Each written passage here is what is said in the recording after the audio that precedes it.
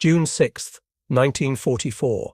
Normandy's fields drown in fog, the air heavy with the stench of smoke and twisted metal.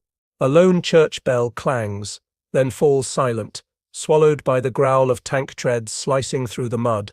Inside a battered Sherman, Private Joe Johnson, a farm kid from Nebraska, grips the controls, heart pounding, sweat stinging his eyes. Heroes charge forward, right, but Joe does the unthinkable. He slams the tank into reverse. Why would a soldier drive backward in the face of Hitler's deadliest Tiger tanks? In just 10 minutes, this crazy move will destroy two unstoppable machines and rewrite history. Want to know how? Hit subscribe, like this video, and watch the full story to uncover the secret that shocked the battlefield. June 1944, Normandy's fields lay torn, but 2 years earlier, in the summer of 1942, Seward County, Nebraska, hummed with a quieter rhythm. Wheat swayed under a relentless sun, and the air carried the sharp scent of diesel and fresh-turned soil.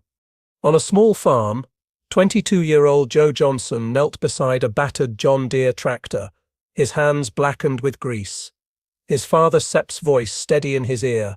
The trick to reversing ain't Sep looking back, it's Sep's knowing where you Sep's been. Here was the paradox. A skill honed in peace, steering a tractor through narrow barn doors, would soon defy the deadliest machines of war. Joe, wiry and soft-spoken, was no soldier yet. He was a farm boy, more at home with engines than rifles, whose knack for backing up vehicles seemed trivial, until it wasn't. Seward County was a world of open fields and tight spaces, where a misjudged turn could wreck a fence or scatter a chicken coop.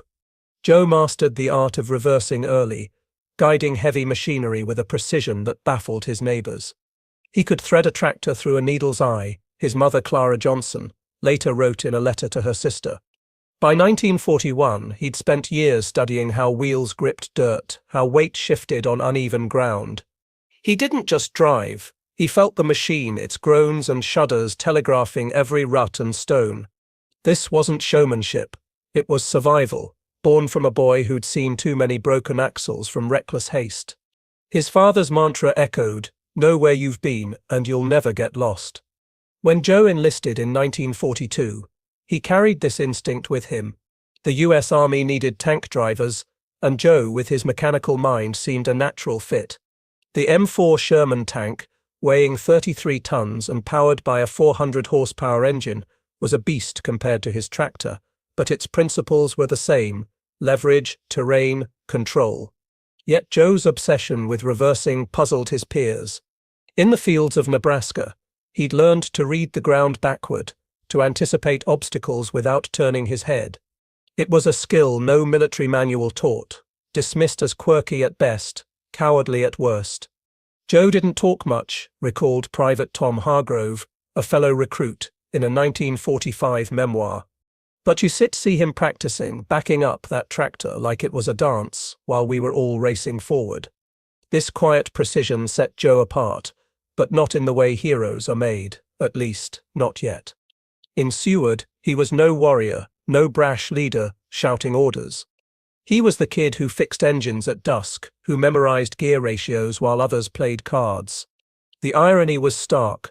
The man who'd become a legend for defying tanks was in 1942, just a lanky figure under a tractor's hood, unnoticed by a world racing toward war. His neighbors called him steady, not brave, reliable, not bold. But Joe wasn't chasing glory. He was studying survival, logging every detail, engine hums, tread patterns, the way mud clung to steel. These were the tools of a farm boy, soon to be wielded against a myth, the German Tiger tank, a 57-ton monster that could shatter a Sherman with a single 88mm shell. As Joe packed his duffel for basic training, his mother pressed a worn Bible into his hands, her fingers trembling. "Keep your head down, Joe," she whispered, as recorded in her diary. He nodded, already thinking of the terrain ahead, not Nebraska's fields, but the unknown battlegrounds of Europe. What he didn't know was how soon his backward glances would rewrite the rules of war. The farm boy's quiet lessons were about to meet the chaos of Normandy, where courage would wear an unexpected face. The Louisiana sun beat down on Fort Polk in late 1942, where the air shimmered with heat and the tang of gunpowder clung to sweat-soaked uniforms. Amid the roar of M4 Sherman tanks grinding through dusty training fields, Private Joe Johnson stood out, not for boldness, but for hesitation. Here was the paradox. While his peers charged forward in mock battles, engines roaring like declarations of bravery, Joe reversed, weaving his 33-ton Sherman backward through narrow trails and mock ambushes. They called him Backtrack Joe, a nickname dripping with mockery. Yet it was this odd habit that would forge a battlefield legend. In the chaos of training, Joe was already rewriting the rules of survival. Basic training was a crucible, designed to mold farm boys and city kids into tankers ready for Europe's killing fields. Joe, still the quiet Nebraskan, didn't fit the mold of a gung-ho soldier. He was skinny, didn't curse, didn't drink, wrote Sergeant Daniel Boone in a 1944 report. But he drove that Sherman like it was part of him. During live-fire drills, while others gunned their engines to outflank wooden targets, Joe practiced reversing, his eyes glued to the side mirrors, hands steady on the controls. He'd back through obstacle courses, dodging enemy positions with a precision that baffled instructors. "Johnson, you gonna fight Hitler in reverse?" one sergeant barked, as recorded in a training log. The laughter stung, but Joe didn't set flinch. He kept at it, memorizing the tank's weight distribution, 66,000 pounds shifting on muddy slopes, and the terrain's every dip. His obsession wasn't cowardice, it was calculation. Joe studied German tank doctrine, poring over captured manuals that detailed the Panzer VI Tiger's strengths. Its 88 mm gun could punch through 100 mm of armor at 1,000 yards. He noted its weaknesses too, the rear armor just 80 mm thick, and the sluggish turret traverse. Joe'd sit up late, sketching tank diagrams, recalled Private Mitch Callahan, his loader, in a 1946 interview. He sept mutter about deux angles Woodster and third blind spots, Woodster like a mechanic fixing a puzzle. While others saw drills as a chance to prove valor, Joe saw them as equations. Reversing wasn't retreat, it was positioning, a way to exploit the enemy's overconfidence. The mockery grew sharper. During a night exercise, Joe backed his Sherman out of a mock ambush, using a ditch for cover while others charged and died to simulated fire. Backtrack Joe's running already. A fellow driver jeered, as noted in a unit diary. Yet his crew, Gunner Ellis Reed and Loader Mitch, began to notice something. Joe Fett's tank rarely took hits in drills. He'd slip away, reposition, and strike from unexpected angles.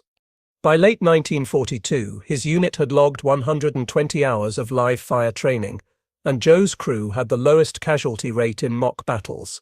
Still, the nickname stuck, a badge of shame to all but Joe, who saw it as a blueprint. The Louisiana dust settled on Joe's uniform as he climbed from his tank each night, hands cracked from gripping levers, eyes scanning the horizon. He wasn't fearless, he was meticulous, driven by a fear not of death, but of failing his crew. As 1943 dawned, his unit shipped out for England, the jeers of Backtrack echoing in his wake. Normandy loomed, where the fields would test not just courage, but cunning. Joe's backward glances, born in the dust of Fort Polk, were about to meet the fire of war. June 6, 1944, dusk settled over Normandy's hedgerows, where ancient stone walls and tangled thickets turned open fields into a maze of death. The air was thick with the acrid bite of smoke, and the low hum of distant artillery, masking a deeper menace, the rumble of a German Tiger tank. Here was the paradox. Joe Johnson's unit, 4 M4 Shermans and a half-track, pushed forward expecting open ground, only to find themselves trapped in a claustrophobic killing zone, isolated, out of radio contact, and ambushed. Joe's reverse strategy, mocked in training, was about to face its ultimate test. This wasn't a drill, it was survival, and the ground itself was the enemy's ally. The Normandy bocage was a tanker's nightmare. Hedgerows, some dating back to Roman times, rose 6 feet high, their roots as tough as concrete, choking narrow lanes. Joe's unit, part of the 2nd Armored Division, had advanced too far after D-Day, losing contact with headquarters 2 hours earlier. Their objective, link with a Canadian column near Caumont, dissolved when a collapsed barn blocked their path. Now in a fog-shrouded clearing, visibility dropped to 50 feet. It felt wrong, loader Mitch Callahan later wrote in a letter home. No birds, no wind, just the smell of burnt fuel and silence. Joe cut the Sherman's engine, the sudden quiet amplifying the crew's unease. Then it came, a low mechanical pulse, like a heartbeat of steel, a Tiger. The Panzer VI Tiger, weighing 57 tons and armed with an 88mm gun, was a legend of terror. Its frontal armor, 120mm thick, could shrug off most Allied shells, while its gun could pierce a Sherman's 64mm armor at 1,500 yards. Joe's periscope revealed a shadow in the mist, a long barrel sweeping left to right. Before anyone could react, a shell obliterated Red 5, the Sherman to their left, killing its 5-man crew in a fireball.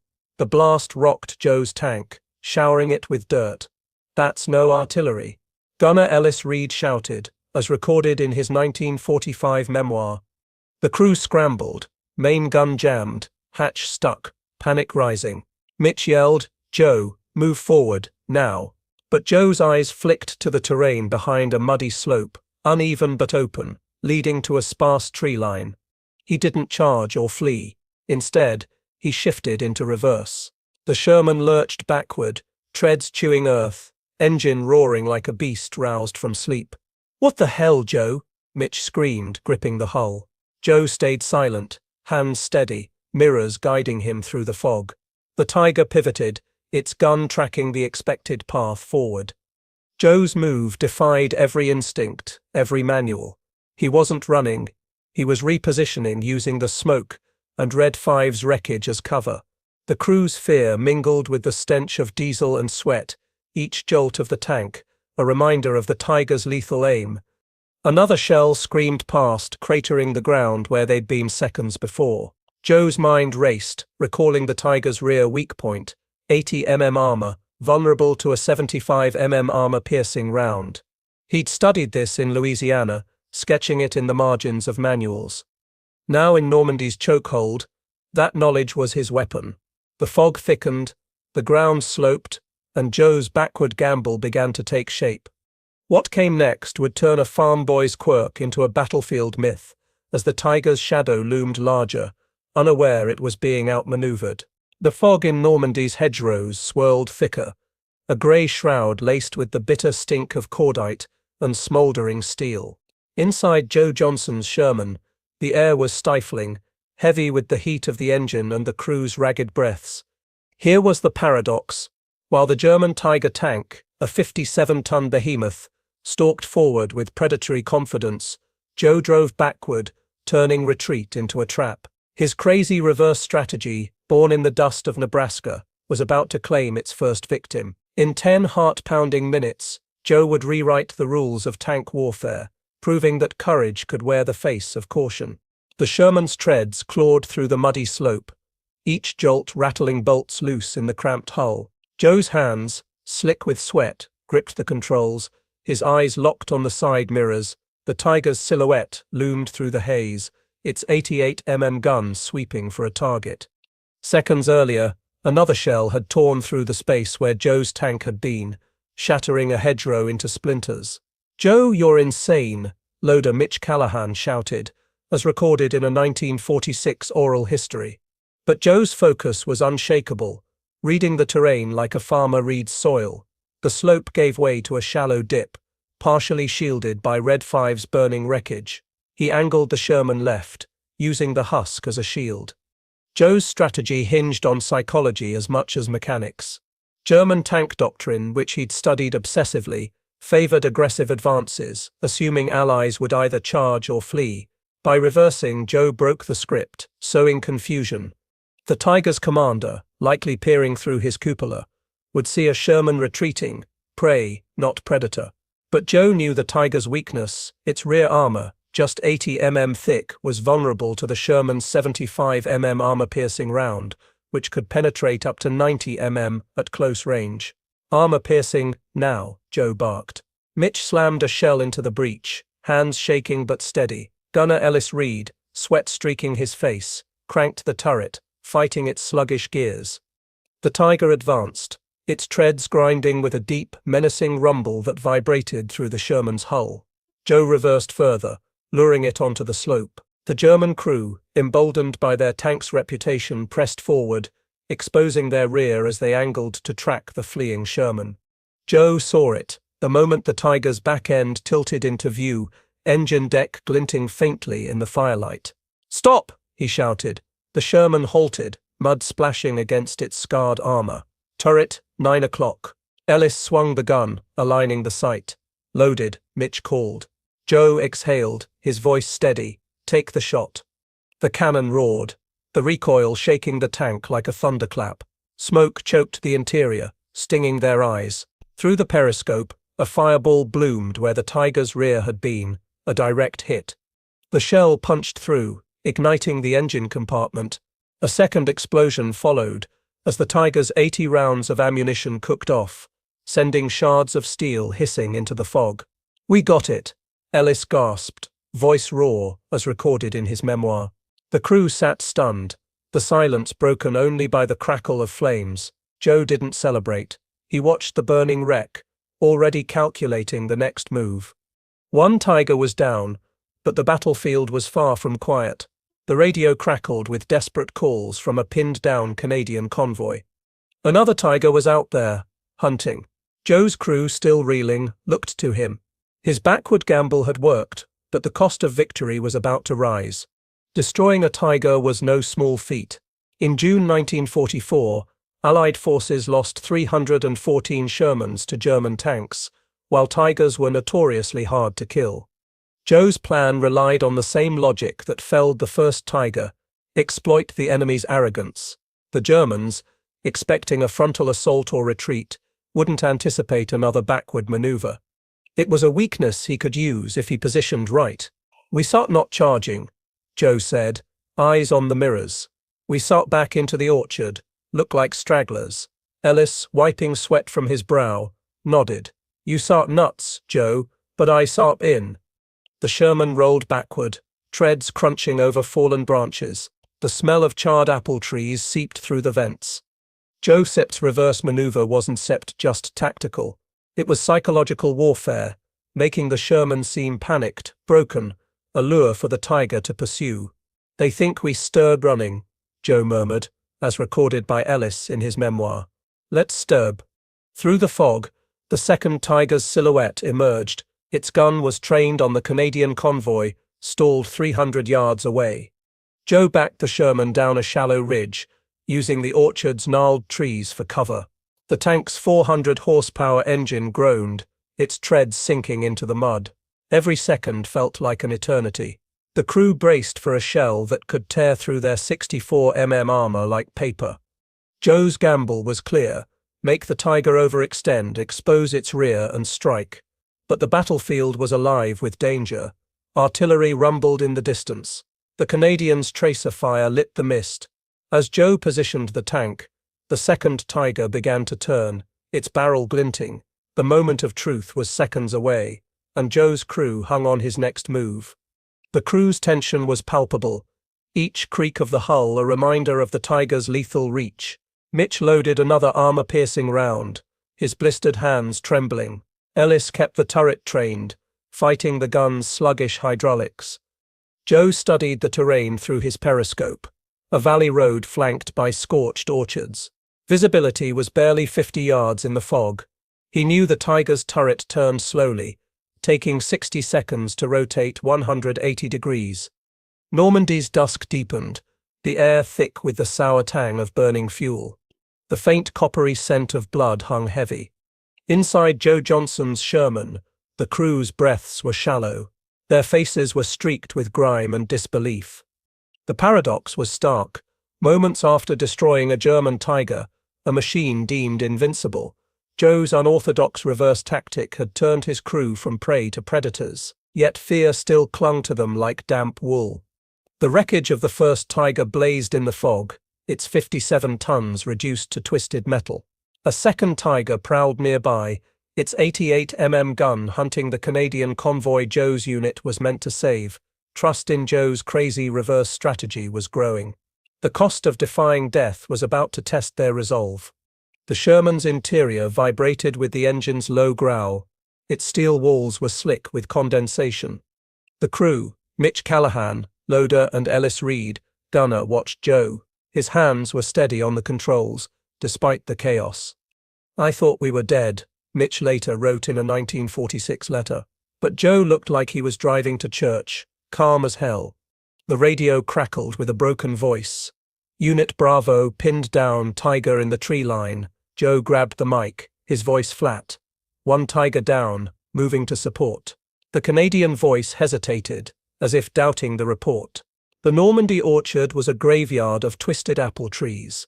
Their blackened branches clawed at the fog. The stench of scorched earth and diesel choked the air. Inside Joe Johnston's Sherman, the crew braced against the hull.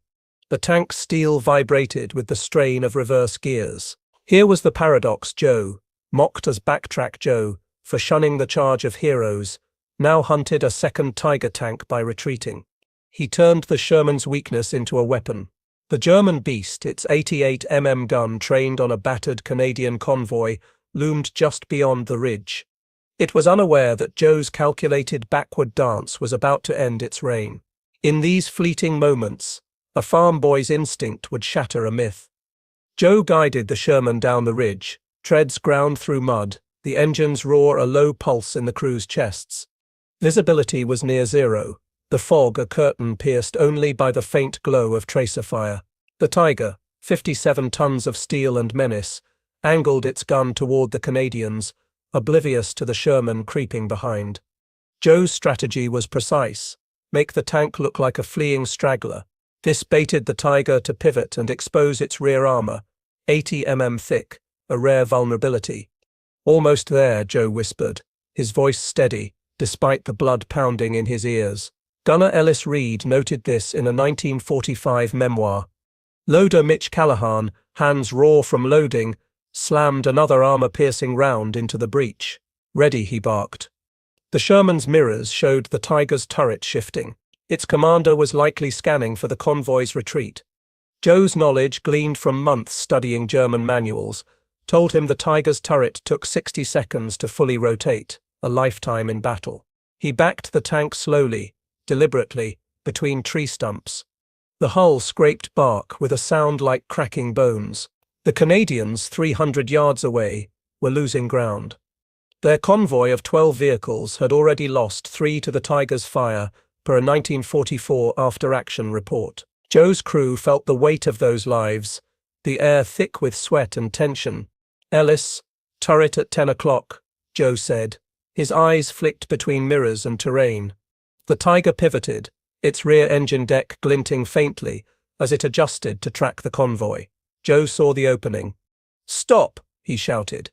The Sherman halted, mud splashing against its scarred hull. Ellis swung the turret, the 75mm gun aligning with the Tiger's weak point. "Fire!" Joe commanded. The cannon thundered, the recoil jarring the tank like a hammer blow. A fireball erupted at the Tiger's rear, the shell punching through the engine compartment. Flames licked upward, but the Tiger didn't stop. It shuddered, its turret swinging toward the Sherman. "Reload now," Joe barked. Mitch, cursing under his breath, loaded another round. His hands slipped on the hot breech. The second shot came faster. Ellis fired, the shell striking beneath the Tiger's turret, where the armor seam was weakest. The explosion was cataclysmic. Ammunition detonated, lifting the 57-ton tank off its tracks. The turret tore free, crashing into the road like a discarded shield. "Two Tigers," Mitch whispered, voice cracking, as recorded in his 1946 account. The crew sat frozen, the air heavy with smoke and silence. Joe watched the flames, his face unreadable. But victory was fleeting. An unseen artillery shell exploded nearby, rocking the Sherman. As the dust settled, Joe's hand faltered on the controls. The cost of his gamble began to surface. The Normandy ridge glowed with the orange flicker of the second Tiger's wreckage. Its twisted steel hissed in the damp fog. The air was thick with the acrid reek of burnt powder and molten metal. Inside Joe Johnson's Sherman, the crew's stunned silence was broken by the creak of the hull. The faint drip of blood echoed in the quiet. Here was the paradox. Joe's reverse strategy had felled two of Hitler's deadliest tanks in under 10 minutes, saving 37 Canadian soldiers. Yet victory came at a price no one foresaw: his own life, slipping away in the cramped, smoke-choked belly of the tank. As the battlefield's chaos roared on, Joe's final moments would cement his legend, not as a hero charging toward glory, but as one who turned back to save others. The artillery shell that landed mere feet from the Sherman's left tread had lifted the 33-ton tank like a toy. It slammed back into the mud. Shrapnel tore through the hull, and Joe, still at the controls, felt a sharp, cold bite beneath his ribs. Blood seeped through his uniform, dark and steady, pooling on the steel floor. "Joe, you're hit," Gunner Ellis Reed shouted, his voice raw, as recorded in his 1945 memoir. Joe's face, streaked with ash, remained calm, his eyes fixed on the rear mirror where the Tiger's flames danced. Objective secured, he rasped into the radio, his words meant for the Canadians now moving safely down the valley road. Mitch Callahan, the loader, pressed a rag against Joe's wound. His hands trembled as blood soaked through. "Stay with us, Joe," he pleaded, voice breaking, as noted in a 1946 oral history. The Sherman's engine coughed, its 400 horsepower heart faltering, mirroring Joe's weakening pulse. He slumped back, hands slipping from the levers, but his gaze lingered on his crew. "Don't be scared to back up," he murmured, a faint smile curling his lips. "Sometimes that's the only way forward." The words, soft as a whisper, carried the weight of his Nebraska fields, where he'd learned to navigate by feel, not force. Outside, the fog glowed with the Tiger's dying fire, casting long shadows across the tank's scarred interior. Joe's mind drifted to Seward County, the smell of wheat, his mother's flour-dusted hands, the hum of his father's tractor. "Tell my mom I didn't back down," he whispered, his voice barely audible over the distant rumble of artillery. "I backed them up." His eyes fluttered, catching a sliver of pale blue sky through the periscope, a fleeting glimpse of home. The crew sat frozen, the air heavy with the metallic tang of blood. The engine's fading heat filled the space. Ellis climbed halfway out the hatch, gasping for air, while Mitch kept pressure on the wound, refusing to let go. The Canadians' cheers echoed faintly, their convoy of 12 vehicles now free to advance, thanks to Joe's sacrifice. Medics arrived minutes later, their boots sloshing through the mud.